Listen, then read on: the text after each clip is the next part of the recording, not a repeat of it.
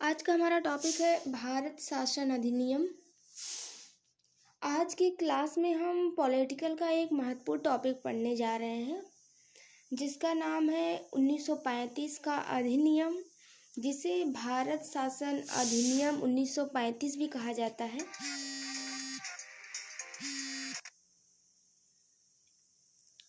आप लोग ध्यान रखिए, पूरे भारत के संवैधानिक विकास के इतिहास में, भारतीय संविधान के निर्माण में सबसे अधिक योगदान किसी अधिनियम का है तो वो 1935 का अधिनियम है। आज भी हमारे संविधान में एक बहुत बड़ा भाग जिस एक्ट से संबंधित है वह 1935 का अधिनियम है। अगर आपसे पूछे कि भारतीय संविधान में सबसे अधिक योगदान किस एक्ट का है तो उत्तर होगा भारत शासन अधिनियम 1935 का। पहले हम जानते हैं कि भारत शासन अधिनियम जो आया 1935 का, उसकी पृष्ठभूमि क्या रही, वो कहाँ कहाँ से रिफाइन होकर के आया है, इसके बारे में जानेंगे। तो 1935 का अधिनियम है, उसमें बहुत से सम्मेलनों का बहुत बड़ा योगदान रहा है। तो पहले उसको जानते हैं कि इसकी पृष्ठभूमि क्या है।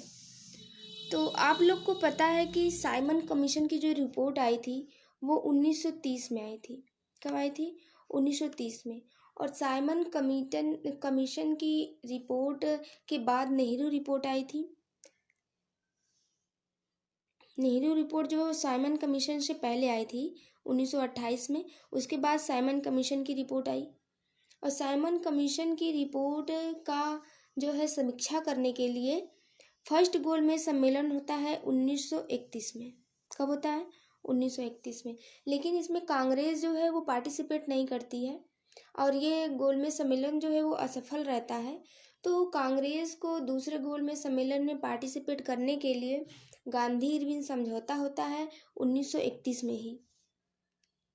और गांधी इरविन समझौता को मान्यता दिलाने के लिए कराची अधिवेशन होता है 1931 में ही। 1931 में होता है कराची अधिवेशन।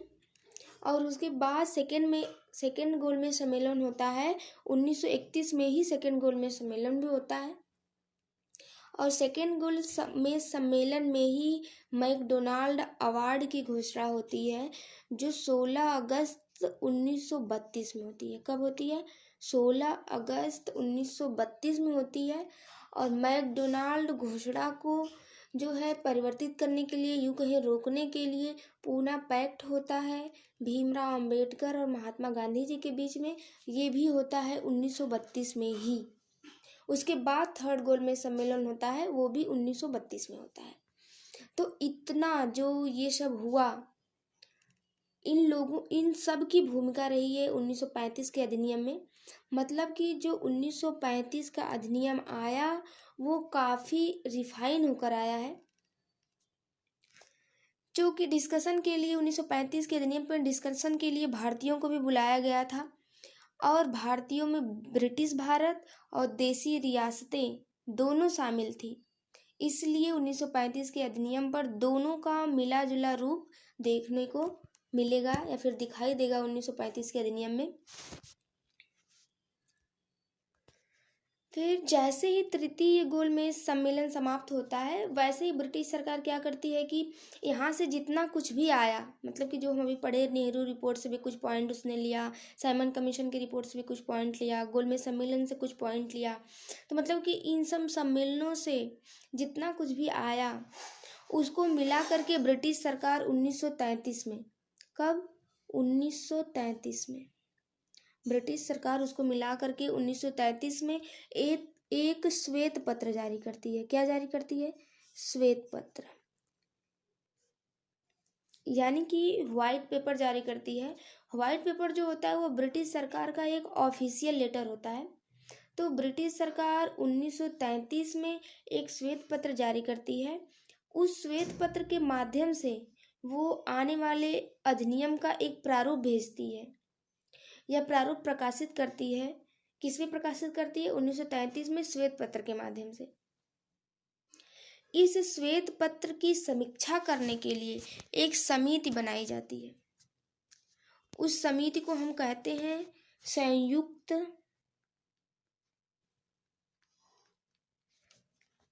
प्रवर समिति। संयुक्त प्रवर समिति श्वेत पत्र की समीक्षा करने के लिए बनाई गई थी ये समिति, संयुक्त प्रवर समिति 1933 में क्या होती है, बनाई जाती है। ध्यान रखिए, प्रवर समिति हमेशा संसद के दोनों सदनों से मिलकर बनती है। हमारे यहाँ भी दोनों सदनों से मिलकर बनती है, वर्तमान में लोकसभा व राज्यसभा के सदस्यों से मिलकर बनती है। और वहाँ पर यानी ब्रिटेन में house of Lord plus house of Commons के सदस्यों से मिलकर बनती है। क्या बनती है? प्रवर समिति, यानी ज्वाइंट सिलेक्शन कमेटी, यानी संयुक्त प्रवर समिति। इस समिति की जो चेयरमैन बनाए गए थे यानी अध्यक्ष बनाए गए थे वे थे लॉर्ड लिनलिथगो। कौन थे? लॉर्ड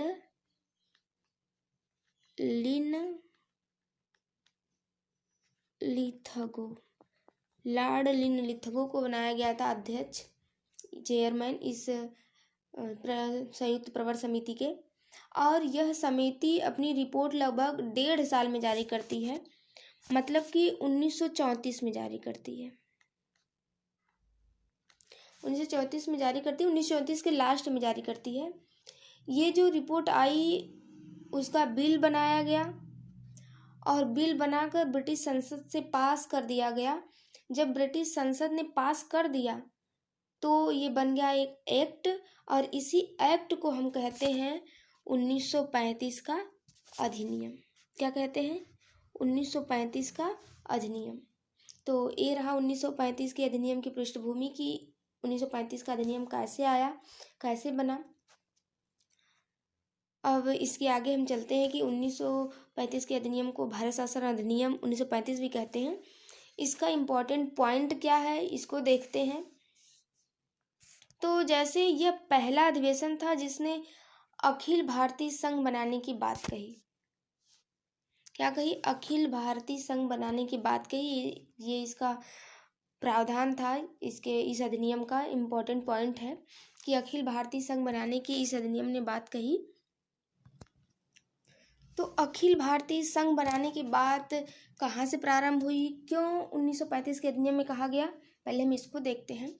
तो उस समय का जो भारत था, यानी कि 1935 का जो भारत था, 1935 के समय जो भारत था वो 2 प्रकार का था। कितने प्रकार का था? 2 प्रकार का था, जिसमें ब्रिटिश भारत था और देसी रियासतें थी। ब्रिटिश भारत प्रांत जो था वो 11 था। कितने था? 11 था। और जो देसी रियासतें थी वो लगभग 600 थी। कितनी थी? लगभग 600 थी देसी रियासतें। तो जो ब्रिटिश प्रांत था यानी 11, कौन कौन से था? जैसे बंगाल, बॉम्बे, असम, मद्रास, संयुक्त प्रांत, मध्य प्रांत, बिहार, उड़ीसा, सिंध, उत्तर पश्चिम संयुक्त प्रांत, पंजाब, ये सब जो थे वो ब्रिटिश प्रांत था, ब्रिटिश भारत था। तो यहाँ पर अंग्रेजों का डायरेक्ट शासन था। लेकिन जो देसी रियासतें थी वो लगभग 600 लगभग थी देसी रियासतें। तो देसी रियासतें जो थी वो ब्रिटिश प्रांत के अंदर और बाहर जो है बिखरी हुई थी। अब जब भारतीय राष्ट्रीय आंदोलन चल रहा था तो ये आंदोलन ब्रिटिश प्रांतों में तो था ही था, साथ ही साथ ये देसी रियासतों के अंदर भी प्रवेश कर गया। जैसे जौनपुर हमारा ब्रिटिश भारत का हिस्सा नहीं था, जौनपुर एक रियासत था, रियासत का हिस्सा था, लेकिन यहाँ पर भी राष्ट्रीय आंदोलन पहुँच गया था। इसलिए 1935 तक पहुँचते पहुँचते मांग होने लगी कि ब्रिटिश भारत और देसी रियासतों को मिलाकर एक संघ बनाया जाए। तो अंग्रेजों ने 1935 के अधिनियम के द्वारा पहली बार यह स्वीकार किया कि अखिल भारतीय संघ की स्थापना की जाएगी। तो जानते हैं कि अखिल भारतीय संघ की स्थापना कैसे कैसे हुई। तो अखिल भारतीय संघ में 11 ब्रिटिश प्रांत और जो 600 रियासतें हैं इनको मिला करके क्या करना था, अखिल भारतीय संघ बनाना था। लेकिन 1935 के अधिनियम ये नोट करके लिखा हुआ था कि इस संघ में ब्रिटिश प्रांत जो 11 हैं, ब्रिटिश प्रांत को मिलना अनिवार्य है, जबकि जो देसी रियासतें जो लगभग 600 हैं, देसी रियासतों का मिलना उनकी इच्छा पर निर्भर होगा, यानी कि ऐच्छिक है, वे चाहेंगी तो इसमें मिलेंगी, वे चाहेंगी तो इसमें नहीं मिलेंगी। लेकिन जो 11 ब्रिटिश प्रांत थे उनको भारतीय संघ में मिलना बहुत अनिवार्य है। ये 1935 के अधिनियम में नोट कर कर लिखा हुआ था। हकीकत में अंग्रेज जो थे वे अखिल भारतीय संघ बनाना ही नहीं चाहते थे। उन्होंने प्रोविज़न तो दिया लेकिन दबाव में आकर दिया, उनके ऊपर प्रेशर था कि आप अखिल भारतीय संघ बनाइए। लेकिन उन्होंने जानबूझकर यहाँ पर एक पॉइंट रखा कि देसी रियासतों का मिलना उनकी इच्छा पर निर्भर होगा, यानी ऐच्छिक होगा। वे अच्छी तरह जानते थे कि देसी रियासतें इसमें मिलने के लिए हामी नहीं भरेंगे, इसलिए उनकी इच्छा पर छोड़ दिया गया था। और इसके साथ ही साथ शर्त भी रखी, अंग्रेजों ने ये शर्त भी रखी कि मान लीजिए कि देसी रियासतें लगभग कितनी हैं, 600 हैं। देसी रियासतें 600 हैं, मान लीजिए उन 600 देसी रियासतों की जनसंख्या 10 करोड़ है, यानी 10 CR, 10 करोड़ उनकी जनसंख्या है। मान लीजिए कि एक्स रियासतें अखिल भारतीय संघ में शामिल होती हैं और उसकी जनसंख्या 5 करोड़, 5 करोड़ से ज़्यादा हो, 5 करोड़ से ज़्यादा हो तभी यह अखिल भारतीय संघ बन पाएगा। कहने का मतलब ये है कि मान लीजिए 600 देसी रियासतें हैं और जिसमें 10 करोड़ उनकी जनसंख्या है। अगर 5 करोड़ मतलब कि अगर 560, 600 में से 560 देसी रियासतें अगर शामिल होती हैं अखिल भारतीय संघ में, लेकिन उसकी जनसंख्या 400 करोड़ से कम है, मतलब 400 करोड़ है, तो अखिल भारतीय संघ नहीं बनेगा। कहने का मतलब है कि 600 करोड़ की जितनी जनसंख्या है उसकी आधी जनसंख्या से अधिक जनसंख्या जब पार्टिसिपेट करेगी तभी अखिल भारतीय संघ बनेगा। ये उनकी शर्त थी। लेकिन उस समय 4 रियासतें ऐसी थी जिनकी जनसंख्या रियासतों की कुल जनसंख्या के आधे से ज़्यादा थी। 4 ऐसी, जैसे हैदराबाद एक ऐसी रियासत थी जिसकी जनसंख्या 1 करोड़ 50 लाख लगभग थी। किसकी? हैदराबाद एक ऐसी रियासत थी जिसकी जनसंख्या 1 करोड़ 50 लाख थी। तो ये जो 4 रियासतें थी वे शामिल नहीं हुई इसमें। जब वो शामिल ही नहीं हुई तो जनसंख्या की शर्त ही पूरी नहीं हुई। या ये कहा गया कि मान लीजिए टोटल मेंबर इन रियासतों से इतने जाएंगे, संघी विधानमंडल में अगर इतनी रियासतें नहीं गई तो ये नहीं बनेगा। तो ध्यान रखिए कि अखिल भारतीय संघ को ब्रिटिश भारतीय प्रांतों व देसी रियासतों से मिलकर बनना था। यहाँ पर अंग्रेजों ने ब्रिटिश प्रांत को जो अनिवार्य कर दिया, परंतु देसी रियासतों का मिलना उनकी इच्छा पर निर्भर था। इस कारण से अखिल भारतीय संघ बनने के लिए जितनी रियासतों की संख्या अनिवार्य थी वह शर्त पूरी ना हो सकी। क्या हुआ? वो शर्त ही पूरी ना हो सकी। तो अखिल भारतीय संघ ही न बन सका।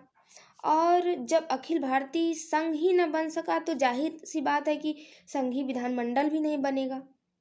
यानी कि 1935 का अधिनियम संघीय स्तर पर लागू ही नहीं होगा, बल्कि इसके कुछ प्रोविजन ही लागू होंगे।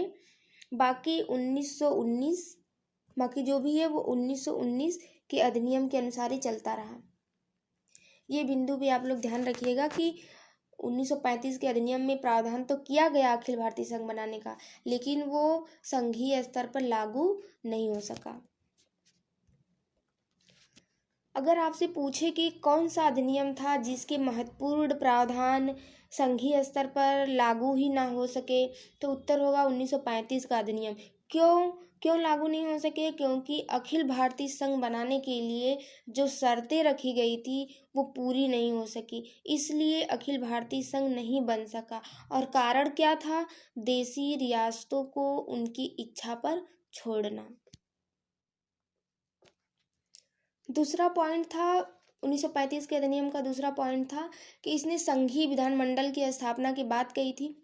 1919 के द्वारा भी द्विसदनी व्यवस्था थी और 1935 के द्वारा भी संघीय विधानमंडल की स्थापना के साथ साथ द्विसदनी व्यवस्था की बात कही गई थी कि संघीय विधानमंडल की स्थापना की जाएगी।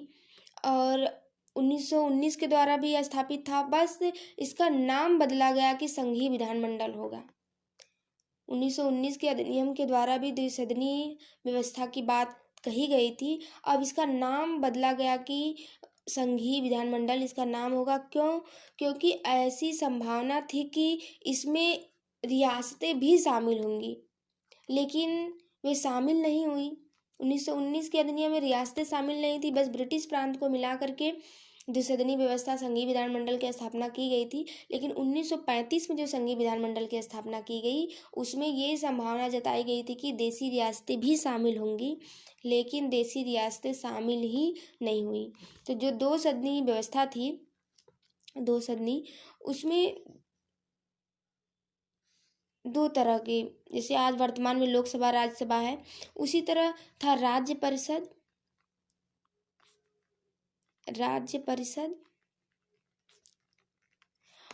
और संघीय सभा।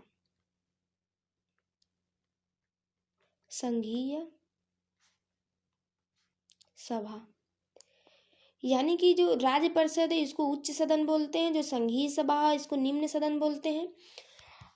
और उच्च सदन यानी कि राज्य परिषद में, जब हम लोग 1919 का अधिनियम पढ़े थे तो उसमें राज्य परिषद में 60 सदस्य थे, लेकिन 1935 के अधिनियम में सदस्यों की संख्या बढ़ा दी जाती है और राज्य परिषद के सदस्यों की संख्या हो जाती है 260 और संघीय सभा के सदस्यों की संख्या हो जाती है 375।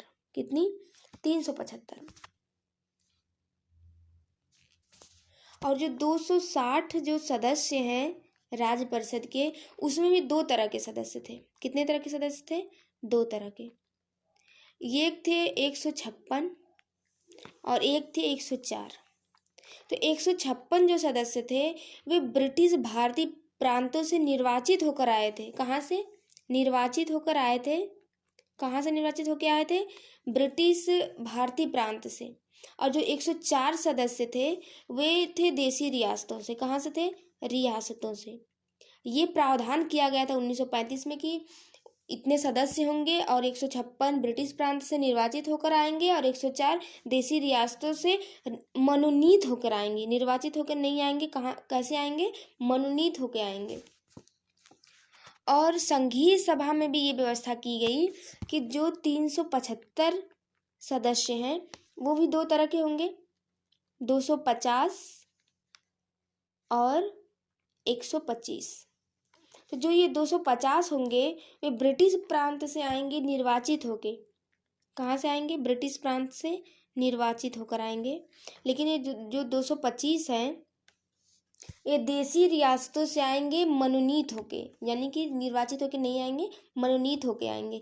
ये व्यवस्था 1935 के अधिनियम में की गई। लेकिन ध्यान रखिए 1935 के अधिनियम के द्वारा संघीय विधानमंडल की भी स्थापना नहीं हो सकी, क्योंकि अखिल भारतीय संघ की स्थापना नहीं हो सकी। जब देशी रियासतें उसमें शामिल नहीं हुई तो इतने मेंबर कहाँ से आएंगे संघीय विधानमंडल में, वो भी मनोनीत होके।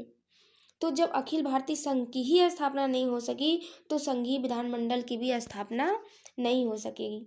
तो इसलिए ये जो संघीय विधानमंडल की स्थापना की बात 1935 के अधिनियम में कही गई, ये भी संघीय स्तर पर लागू नहीं हो सकी। 1935 के अधिनियम में तीसरा जो पॉइंट कहा गया था वो कहा गया विषयों का विभाजन। क्या कहा गया?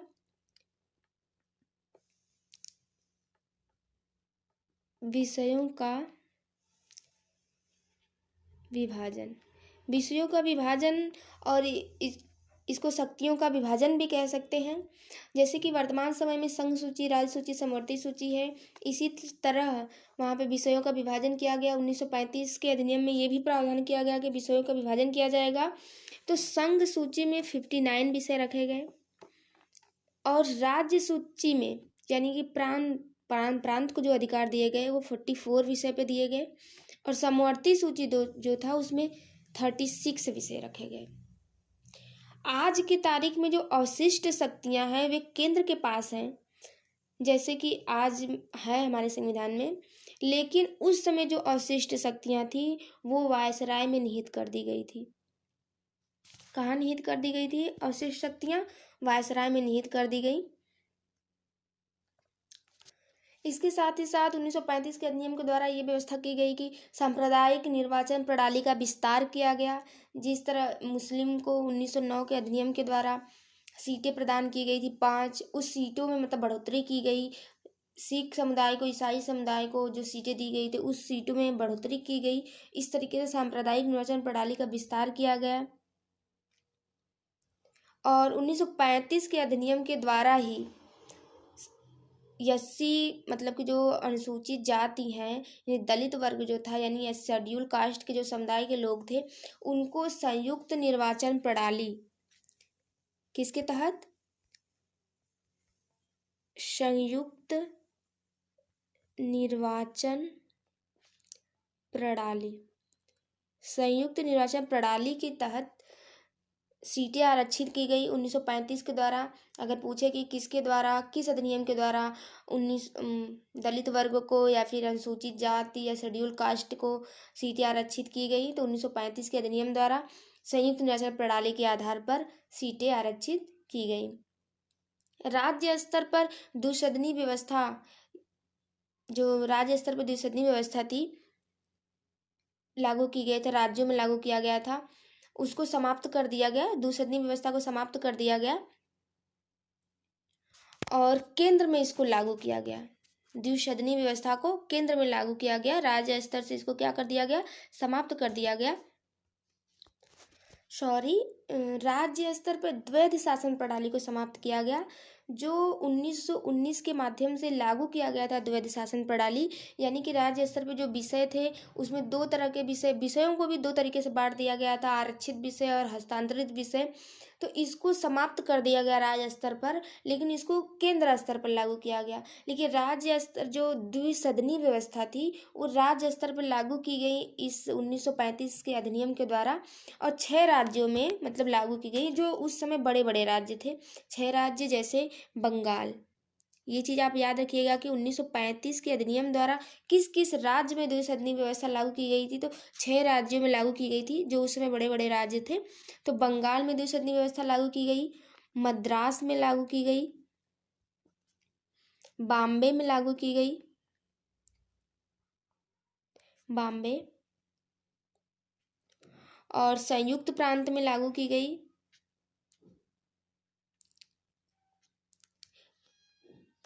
और मध्य प्रांत में लागू की गई। कहाँ लागू की गई? मध्य प्रांत, यानी कि जो आज का मध्य प्रदेश है, और संयुक्त प्रांत यानी कि जो आज का उत्तर प्रदेश है, और बंगाल, मद्रास, बॉम्बे, लगभग 6 राज्यों में ये लागू की गई थी, ये याद रखिएगा। और राज्य स्तर पर द्वैध शासन प्रणाली को समाप्त किया गया और केंद्रीय स्तर पर द्वैध शासन प्रणाली को लागू किया गया। और इसके साथ ही साथ म्यांमार का शासन भारत से अलग कर दिया गया। ये बहुत इंपॉर्टेंट है। अगर पूछा जाए कि म्यांमार का शासन किस अधिनियम के द्वारा भारत से अलग किया गया, तो म्यांमार का शासन जो है वो 1935 के अधिनियम के द्वारा अलग कर दिया गया था। और संघीय बैंक की स्थापना की गई। संघीय बैंक यानी संघीय बैंक की स्थापना की गई किसके द्वारा? 1935 के अधिनियम के द्वारा, यानी कि आरबीआई की स्थापना। किसकी स्थापना? RBI, reserve bank of India की स्थापना की गई। अगर आपसे पूछा जाए कि रिजर्व बैंक ऑफ इंडिया की स्थापना की व्यवस्था किस अधिनियम के माध्यम से की गई, तो 1935 के अधिनियम के माध्यम से की गई थी। और इसके साथ ही साथ संघीय न्यायालय की भी व्यवस्था की गई 1935 के अधिनियम के द्वारा, यानी कि संघीय न्यायालय।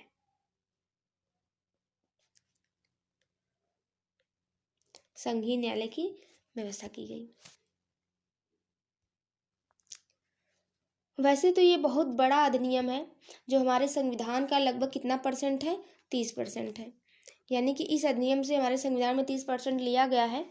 तो ये बहुत बड़ा अधिनियम है, लेकिन हम बस इम्पॉर्टेंट पॉइंट ही इसके देख रहे हैं कि जो इम्पॉर्टेंट पॉइंट है। तो ये रहा हमारा 1935 का अधिनियम जो लाया गया था।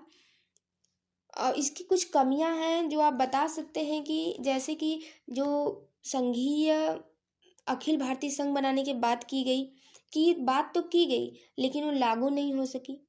और संघीय विधानमंडल की स्थापना, जब अखिल भारतीय संघ ही न बन सका तो संघीय विधानमंडल की स्थापना भी नहीं होगी, संघीय विधानमंडल भी नहीं बन पाएगा। ये भी इसकी कमियां थी।